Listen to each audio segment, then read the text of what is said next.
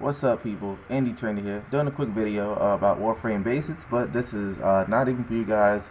Decided to do this video to help out a friend, and I'm just gonna show you guys the bare bone basis of Warframe. Like, pretty much, all right. Hey, I just started an account. I'm rank 1, rank 2, rank 3. What do I do? Okay, so first thing that you need to know, which is at the heart of Warframe, is modding. Now, back in the day, you used to be able to just throw other mods inside mods. Now you can't quite really do that. So what I'm gonna do is choose a weapon that I don't really care for, haven't really touched in a very long time, like the Carrot Wraith.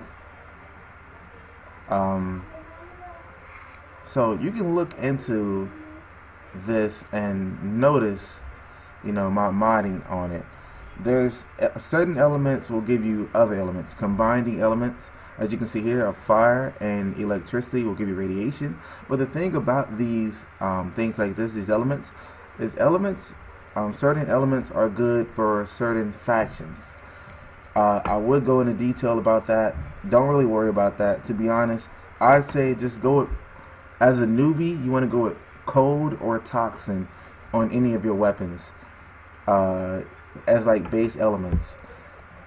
So pretty much you're gonna go here, and the thing that all rifles must have, now you're not gonna have as many mods as I have, but the thing that all rifles must have is serration.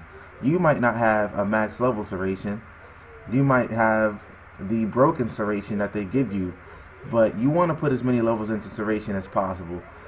So you're gonna throw serration in there.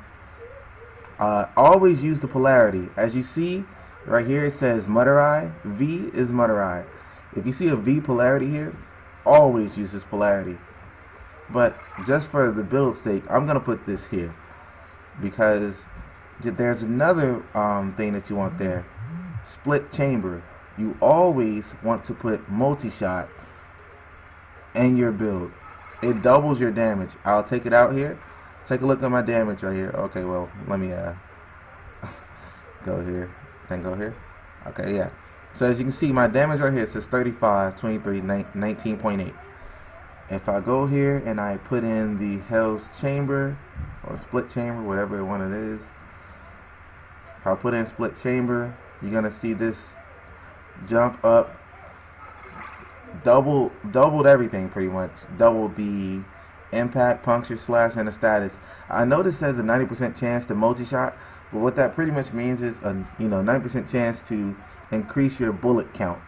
So instead of you shooting out 1 bullet, you'll shoot out 2 bullets for the price of 1 bullet. And no, it does not cost you anything in your ammo box. So say for instance, if you had 30 bullets, technically you're going to be shooting out about 60 bullets instead of 1. Even though it only counts as 30 bullets, you're going to shoot out roughly about 60 bullets instead of 30 bullets. So yeah, that's how multi-shot works. And you have, like I said, serration, which gives you raw base damage. And then you can, per se, fill this out with anything that you want to put it out with. You mostly want to start modding toward what your weapon is good for. This one is good for status. Now, I have all these dual stat mods, like Wildfire, which gives me, well, that's not one. Let me see. Where's the dual stat mod? I know I got quite a few up in here. Yeah, thermite rounds. As you can see, 60% heat damage, 60% status chance. Now, you don't need this. You can go into your elemental mods. Just throw some elemental stuff on here. I'm going to go with fire. You know what? Yeah, let's just go with toxic. We're going to use toxic. Then we're going to use Stormbringer.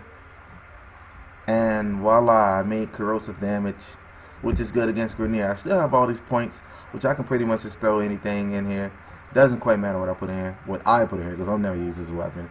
But say for instance, this is something, it gives you, this has plenty of fire rate, plenty of damage, and this will get you through, quite a few. Now, another thing I want to touch on is upgrading your mods. We're going to go in here, we're going to click mods. It's going to take you here. Now, I'm just going to show you a random mod here. Molten Impact. No, never mind. Let me just do one that I don't use. Alright, lightning rod. Let's go with lightning rod. You're going to select one, hit OK, and then you're going to hit fusion. And pretty much click this to rank it up. Right here is how much endo you have, and you use endo to rank up mods. Now obviously a mod like lightning rod, this is a bronze mod. It doesn't take nothing to level up. By that same token, trying to level up something like lethal torrent or cleaving whirlwind, well, not really cleaving whirlwind, or something like that, will probably take you a lot more to rank up if you're trying to level it up with endo. Now, last thing that I really want to touch on is aura mods and stance mods. Now, every weapon has a stance. You guys start off with the Skana. Unfortunately, I don't have the Skana, but fortunately, I do have the Prisma Skana, which is a slightly better version of the Skana. This uses the V stance polarity, which is Crimson Dervish, and these stances give you extra mod polarities. As you can see, I'm going to go ahead and config B. As you can see, my capacity says 60 out of 60. Now, you guys might be wondering, why does mine say 60 and why does yours say 30? It's because if you go in here to actions, you can see you need an Orokin Catalyst. Orokin Catalyst doubles your mod capacity. You need to put Orokin Catalyst into your weapons, and that'll give you once you get it to rank 30, it'll give you 60 out of 60. And then if you need extra mod points, you come here, you add a stance in it, and you can see I have 70 out of 70. Now that's how you put stances in here. Let me switch this back before, yeah. So now, and the last thing here is the aura mods. Aura mods give you extra, as you can see, I have an extra 18 points. Aura mods, you can catch them on alerts. It really takes you no time. Like, I want to tell you guys to really keep your eyes on alerts. Alerts will help you out so far into this game. I have still charge because it gives me an extra 18 mod capacity. As you can see, I have 78 instead of 60, or instead of 30. But if you had this without a potato, then it will be somewhere around about 48. Yeah, we'll give you 48 mod capacity, which is pretty damn good if you don't have the money for a potato. Now, these are the quintessential mods for Warframes are Flow for Power Max, which gives you the ability to spam your abilities more. Streamline, which makes your abilities cheaper to use. Intensify, which makes your ability stronger. Continuity, which makes your ability longer. These are 1, 2, 3, 4 that you cannot really afford to take them out of the game. I mean, to take them out of your build.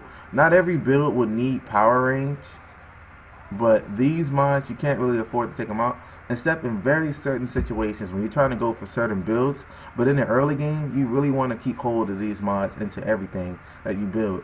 Now, some frames use redirection more, and some frames will use vitality more. You don't need vitality and redirection on the same frame.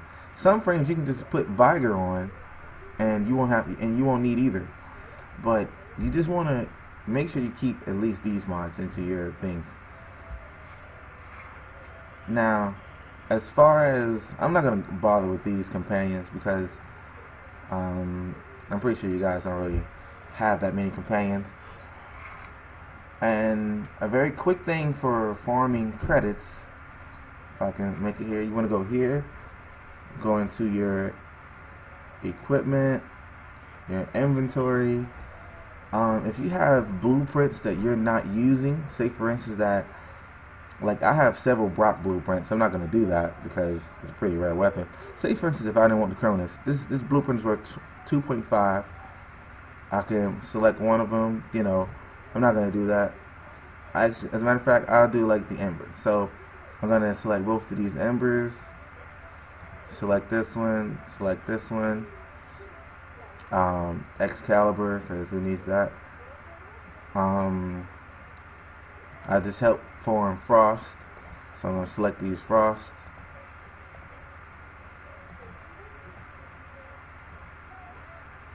Alright, and let me see what else. Then select Loki. Basically, I got all this stuff, and look at all these Oberons I have. I have 20 Oberons. Jeez. 14 here and 10 there. So if you have like a bunch of blueprints that you're not using, as you can see, this pile is worth 203,000. Now this is not how I make my money, but this is how I once made my money. The best way to make money now is probably on the star chart. Now another thing about the star chart, really quickly, is finding resources. Now back in the day, they used to just show you the resource and you click on a planet. Now you have to actually click into the planet to just click in here. You click and then you hover your mouse over this and it tells you everything that drops in here. Oricon cells. Now the thing about this is things like Oricon cells, gallium, what else? Oricon cells, gallium, argon, pretty much all the things like neurosensors and stuff, they drop from bosses. So the only way to get the Oricon cells is I would have to fight the boss into this planet, which is Let Krill and Captain Vor, and they'll have a chance to drop an Oricon cell. But Vor himself does not drop an Oricon, does not drop the cell. He drops, and I want to say he drops Morphic. So yeah, just keep a eye out for that, guys. When you're trying to look for a resource, click into that planet, hover over this, and that's all you need to do. Now another thing is, like I said, keep your eyes out for alerts. Always do alerts. Not every last one, because these alerts are garbage, but you'll see an alert giving away a free helmet. You might see an alert giving away an aura. You might see an alert giving away a nightmare mod. You might see an alert giving away a free weapon skin. Guys, keep your eyes out for these alerts. These are your quests. You don't really need these. And you always want to do events. Always do these events. This one is giving out an Oricon catalyst, a sigil, and a reactor. You need these. These are really important. So always do these alerts. Do not skip on alerts. You can skip on invasions for now. You need to join a syndicate. I'll teach you how to do that also real quickly. And I'll end my video off there. So, jeez, I gotta deal with this guy talking. Check the hell out. Alright, so to join a syndicate, it's right in your list set. You simply come here, hit syndicates, and you go to initiation, and then you hit sacrifice. But you need what they tell you to you need to have what they tell you to have in order to join. And just a little quick thing, I know I said that was the last thing, but I'll make this quick. This is how you decorate your lisette.